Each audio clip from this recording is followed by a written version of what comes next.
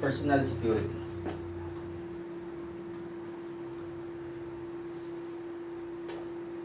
What is personal security?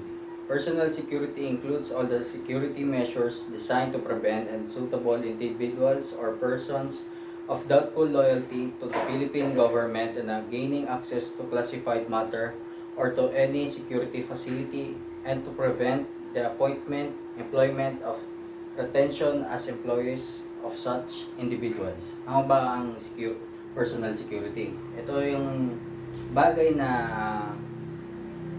magpapaprevent at ah, sa mga hackers, katulad ng sa mga gusto maglagay ng virus or i-hack ang mga gadgets natin or mga personal things na gusto makuha sa atin.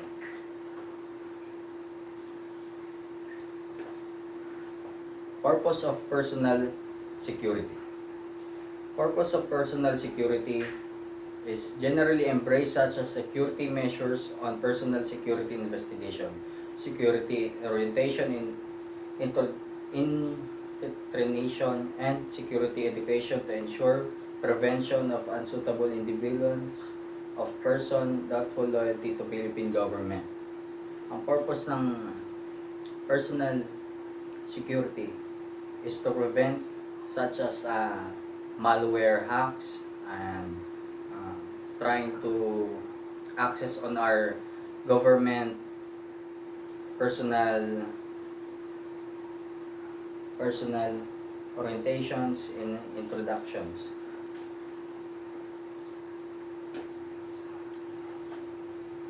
Objectives, there are 3 objectives of personal security. Una is to provide a standard and procedures necessary to ensure the appointment, employment, or retention of suitable and loyal individuals of the government, police, and military service. Pangalawa, to develop necessary and proper security discipline among the applicants and the employees in the government, police, and military service. At pangatlo,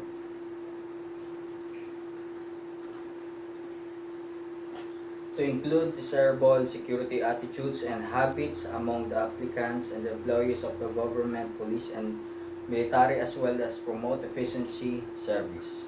Ang objectives ng personal security is to secure and para yung gagamit ng personal necessities natin sa gobyerno is para sabi ko nga lang, secured and hindi mahak ng basta-basta.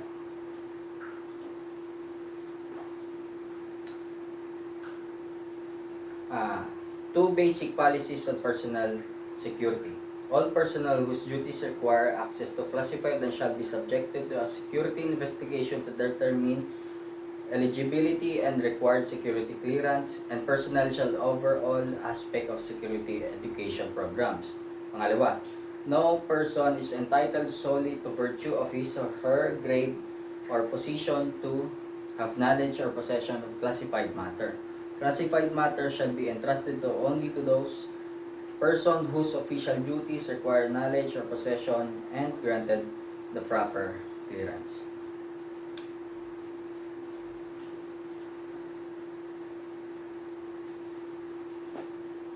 What is personal security investigation?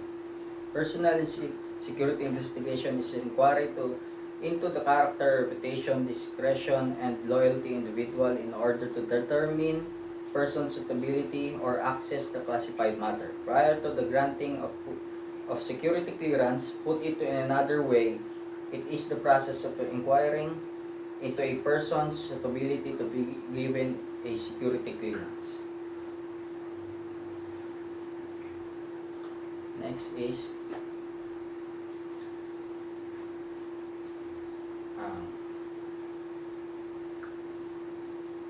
there are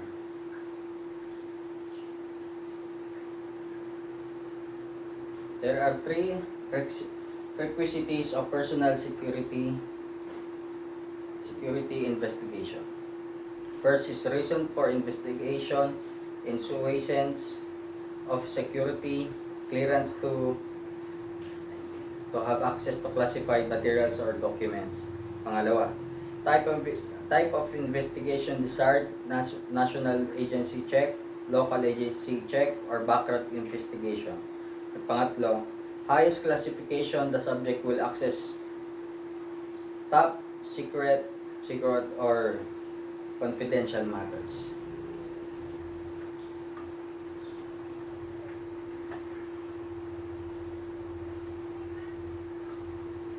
What is sensitive position? Sensitive position is any position within the government, police, and military, the occupant of which could bring about by the virtue of the position a material adverse effect to the country politically, economically, and from the security standpoint. The next is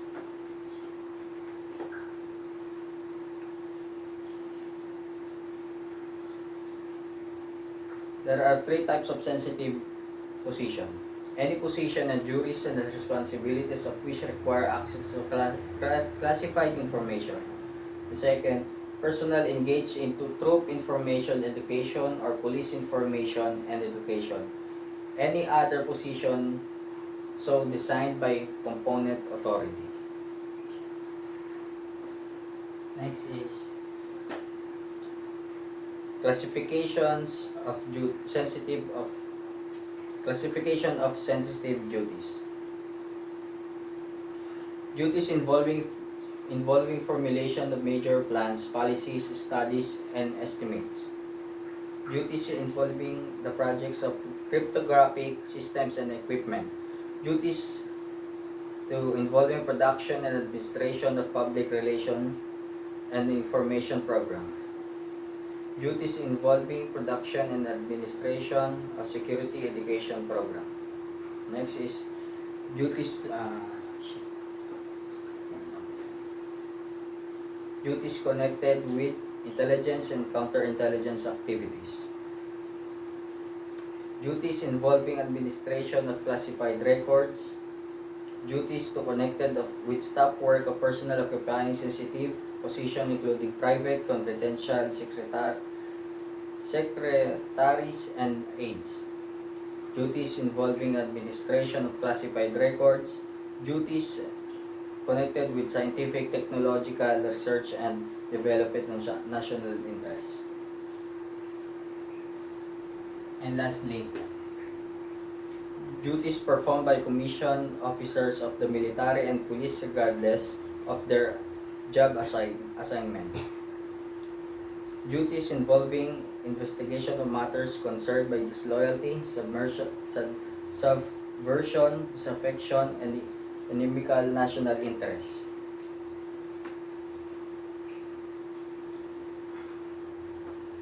There are four types of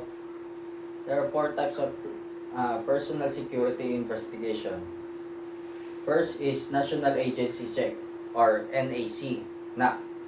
This is an investigation of an individual made up upon basis of written information supplied by him or her in response to official inquiry and could be used as reference to appropriate national agencies, and national agencies checked by under this type of investigation are following by NICA, NBI, DI, NHQ, PNP, CIDG, NHQ, ISAFP, or J2GHO, AFP, and G2PA.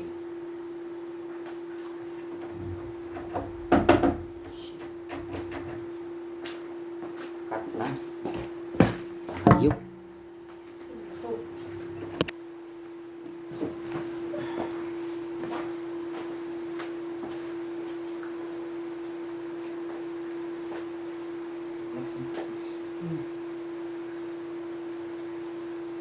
Second, local agency check or LAC.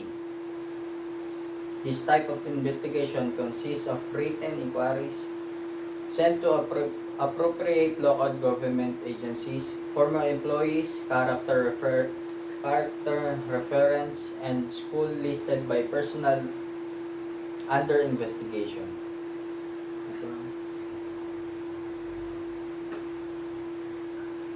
And number three, background investigation or BI. This is much more comprehensive investigation than National Agency Check or NAC or the Local Agency Check or LAC. A thorough and complete investigation of all some of the circumstances or aspects of a person's life is conducted.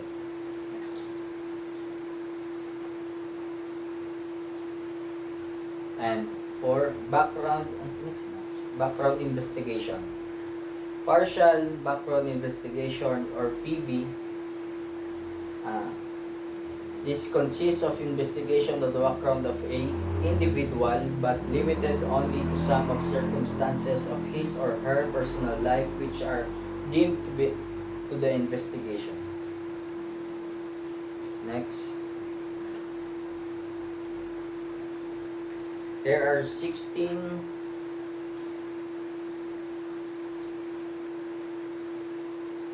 There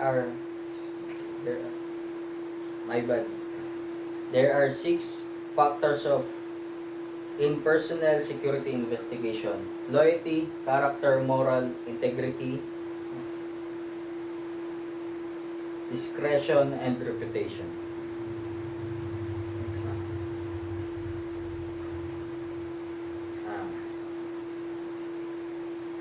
These are the motive causing people of to be disloyal.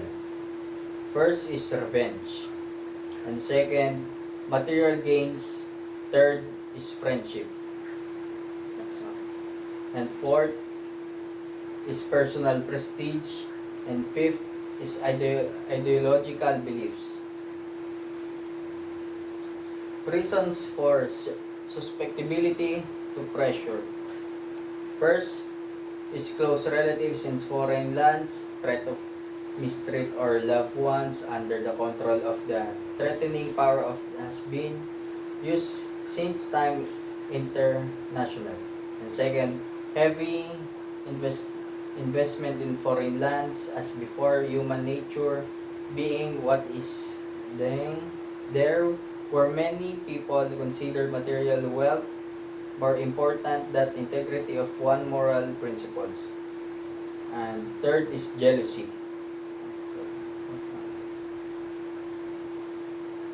Fourth is weakness of the character. And fifth is gullibility. And sixth is serious indebtedness.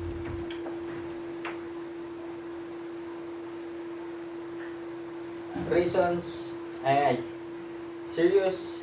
And seventh is serious guilty episodes. And eighth is addiction to drugs.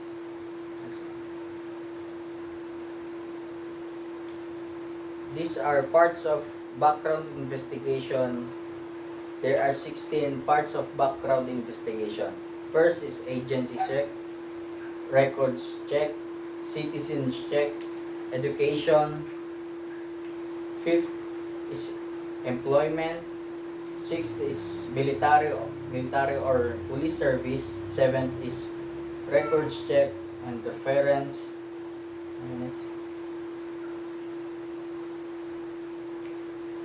Ninth is police or criminal records. Tenth is foreign travel. 11 is neighborhood investigation. And 12 is organization. 13 credit records. 14 foreign connections. 15 is neighborhood investigations. And 16 lastly the past activities.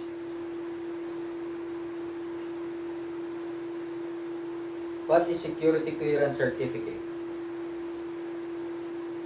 Securing clearance certificate is a certification issued by responsible authority and the person described is cleared for access to classified matter as appropriate level. The following are the types of security clearance certificate. First is final, and second is interim. Next is what is adjudication process. Adjudication process is a process of evaluating person's suitability for a security clearance.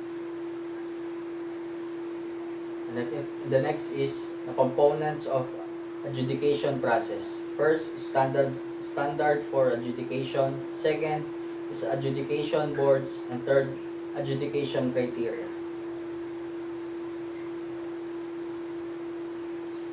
And lastly, what is personal statement? What is personal history statement? Personal history statement is a form required of an individual who is being processed for a security clearance.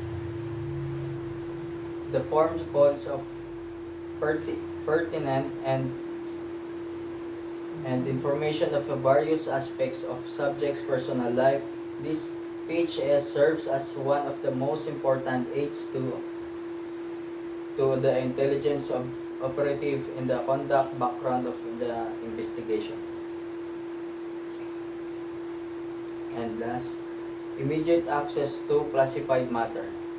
When immediate classified matter is required for individual concerned to carry of his own or her assigned task, and delay caused by awaiting security clearance would be harmful to national security, and the head of the department concerned, based on the records available, may they authorize access to classified matters provide he or she himself or herself has already been cleared for handling top secret matters.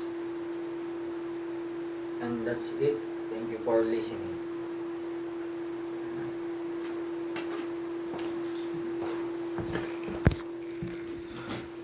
7